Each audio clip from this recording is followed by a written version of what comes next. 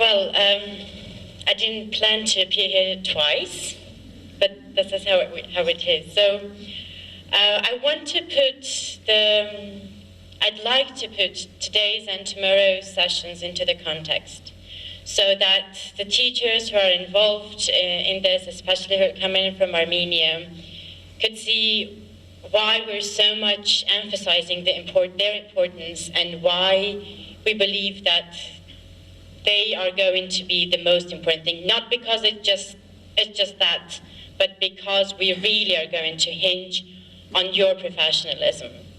So, but before I start, I started by, well, I have this, before having the governmental hat, I was a normal person, and I still teach, but I was teaching more than I do now. And I've been doing a lot of policy research in the field of education. And I know how I've done a lot of observations. And I know how complicated the task, everyday task of teachers is. And I'm coming from a generation of my family that has a generation of teachers. So I also know it by life. So I personally started my teaching career at university, MA level. Then when I gained experience, I moved to teaching at BA level. And I still cannot risk to think of teaching at school. So it was complicated to teach from after MA in BA. So I can't imagine how complicated it is for you to teach at schools. In the field of education, there are two things that we see why we need to do the reform. So in the first place, it is for the development of research, of education, for innovation, for bringing new things into the educational field. But the second thing is that it is the enabling factor for all the other sector development. So in Armenia currently, you've probably, those who are coming from Armenia and have been following the media recently, you've probably learned that our Prime Minister has been very frequently mentioning about the mega goals. So there are 16 mega goals, only one is on education, which is to have educated and competent citizens, but in all the other 15s, education is the enabler for the development of rule of law in the country, for the development of connectivity of Armenia to the world, for the development of healthy citizens and the healthcare system. So this second one is very much hinges on the community of teachers at the general education, secondary education, and at the higher education, as well as the vocational education and training. So teaching, first of all, is, as UNESCO has identified, is to be done around these four pillars, which is we do that, we have the educational system because we need to learn to know, then we need to do things with our hands to do. There has been, past year when I had the opportunity to participate in Education World Forum, British Council has very generously organized a session at BC London where the research, they showed some obvious truth, but it is based on research, that when we're being told something, we remember about 5% of that. And from being told something and then all the way towards actually knowing things, we best know things when we do. So I'm a political scientist. I best learned about the theories of politics when I started to teach. So the best thing of learning is when you actually do. An important pillar is that we're, as we all know, there are no borders.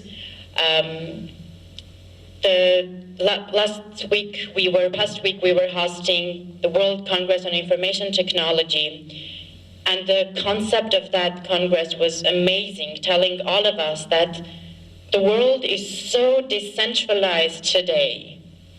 And Armenia, for 3 days, past week, was the Center for the World on Information Technologies.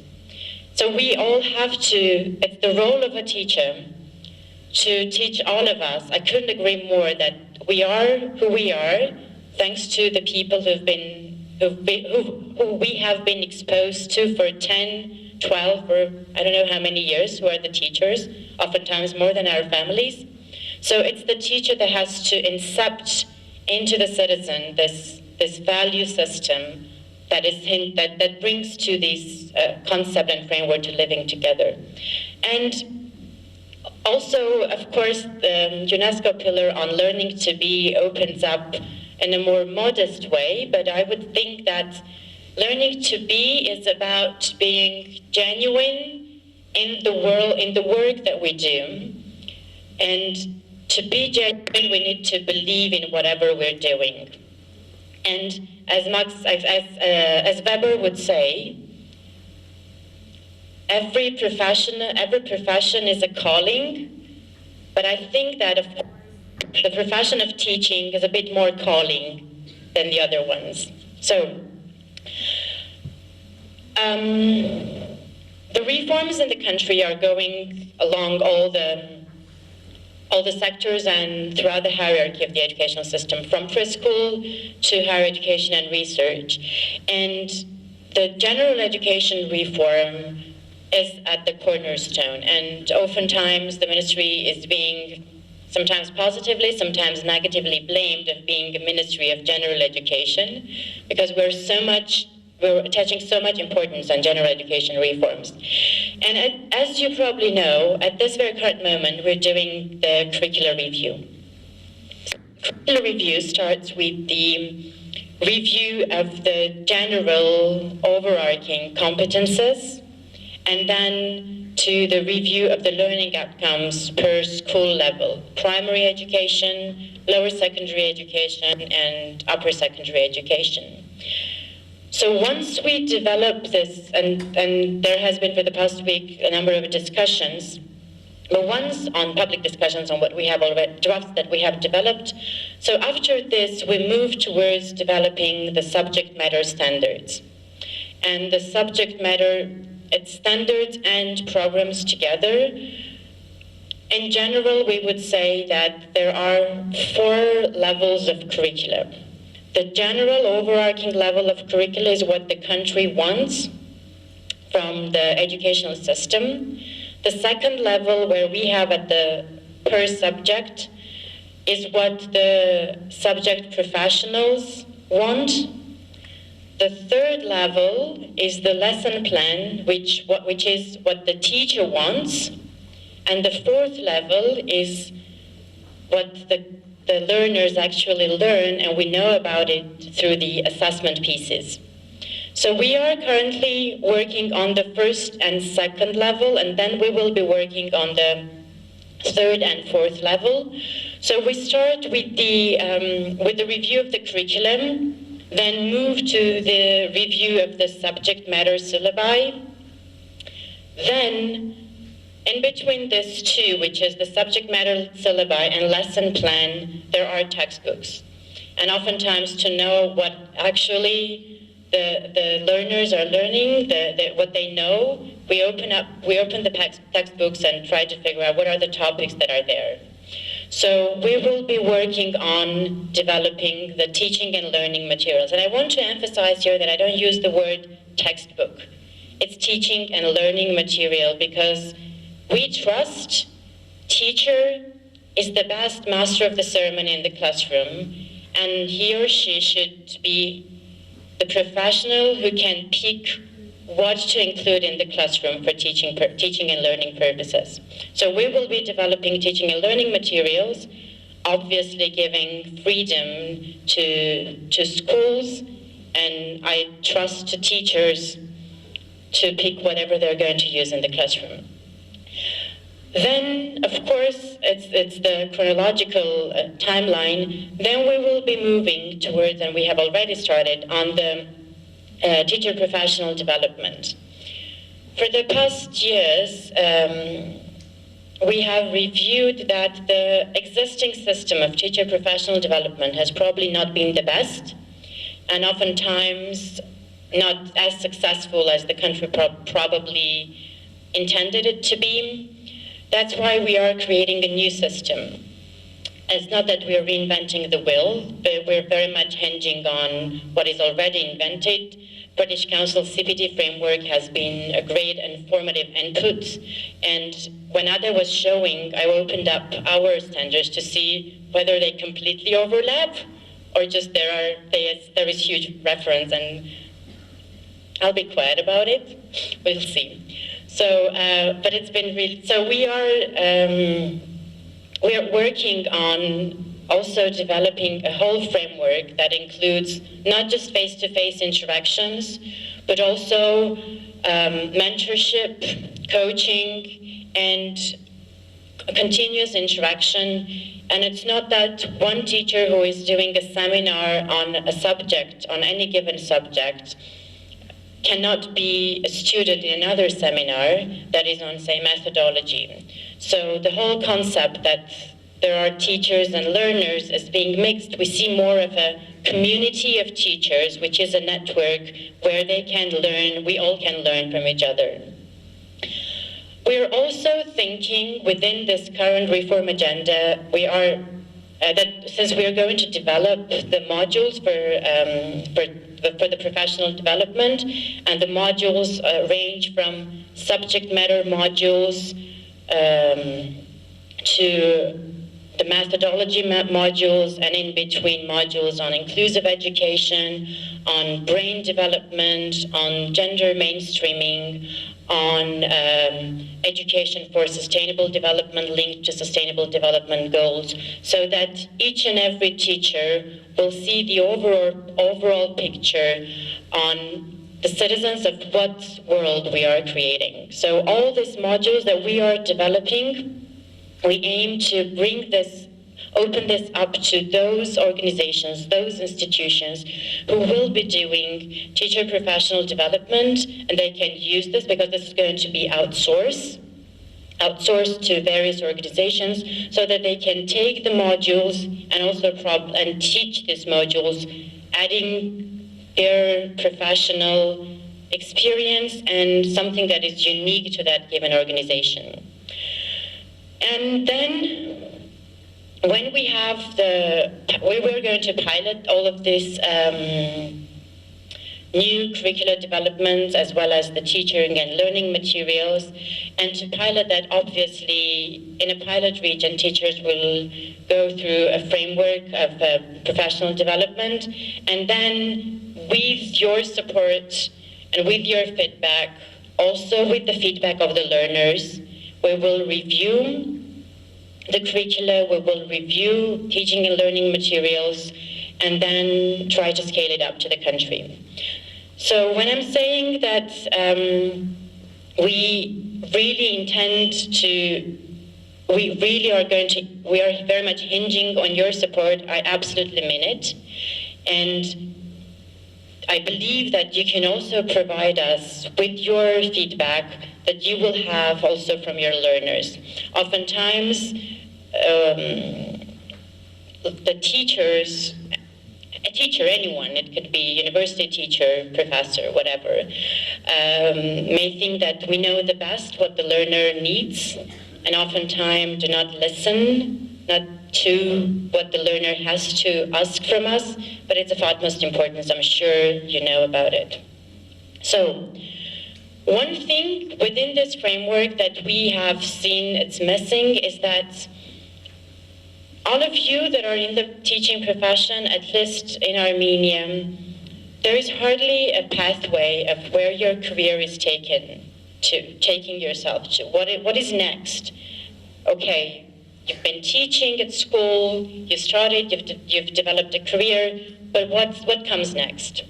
So for us, it's been of utmost importance to give an opportunity for a teacher career, for the teachers to see where they're heading to.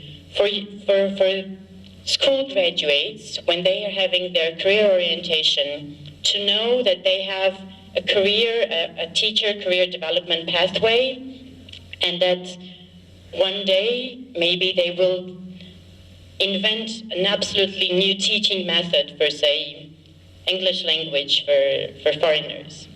And to do that, we have identified, and this is, by the way, I am sharing with you the draft version along which lines we're thinking about now.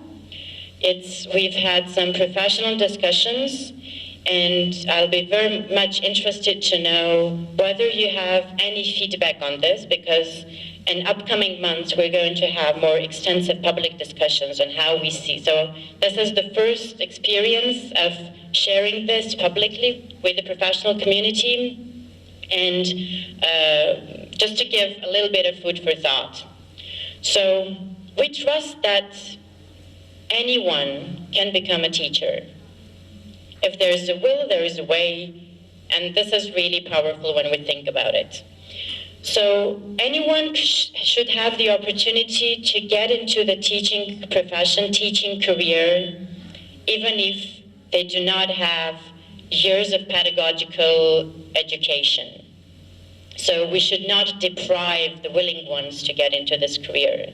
That's why we have developed a draft version of qualifications framework for teacher that also gives the path to the career advancement opportunities. And we trust that there are input requirements and there are responsibilities that are linked to each and every level in this qualification framework. And for now, we see 4 levels. It's the novice teacher, whoever is a graduate from a pedagogical university and wants to start from there, then they can join from the very early stages of this career. And then it moves to proficient teacher, mentor teacher, master teacher. And interestingly enough, the way that we have it designed, at the master teacher level, teacher will be doing more research, more innovation in a career rather than teaching. Teaching is an absolute important must to be. But then if I had to draw a diagram, you'd see that in the beginning, the novice teacher will be doing more teaching, and then the master teacher will be doing more research and innovation in the field, and mentorship and coaching and support to the professional development. And also, we do not want to deprive people like me who have no pedagogical education to enter into a career of teacher, maybe not as a novice teacher, because for novice teacher, one has to have the pedagogical education. And by the way, it's very important I think it's important for me to mention that in primary years, the hardest thing for teachers is to get into the primary education. And we trust that the novice teacher should learn prior to joining the primary education. So we think along these lines, and we believe that the teacher attestation and professional development should enable each and every individual willing to become a teacher to move across this system of teacher career. And we have also come up with, I know how well you see this, we have also come up with some draft standards that obviously per level, per qualification framework, these standards vary, and the content of a standard varies, but we are thinking along these lines that this should be the framework that each, be it pre-service training or in-service training, although for in-service training I prefer referring to it as adult education system. In this adult education system, we believe that this should go along with this 10 standards, and the depth of each standard depends on the level of the qualification. So to put this in a context, we are now going to have a system of attestation to pilot, first of all, to have this approved after a range of consultations, and then pilot the system. And I should say that you can have, especially British Council, very important input in the assessment tools and in the development of assessment rubrics. And I believe that after this 2 days, there can be an opportunity that once we have the public consultations, you can have, each one of you will express willingness to participate, first of all, and have your valuable input in how we should further polish this qualifications framework and then the standards. So, thank you.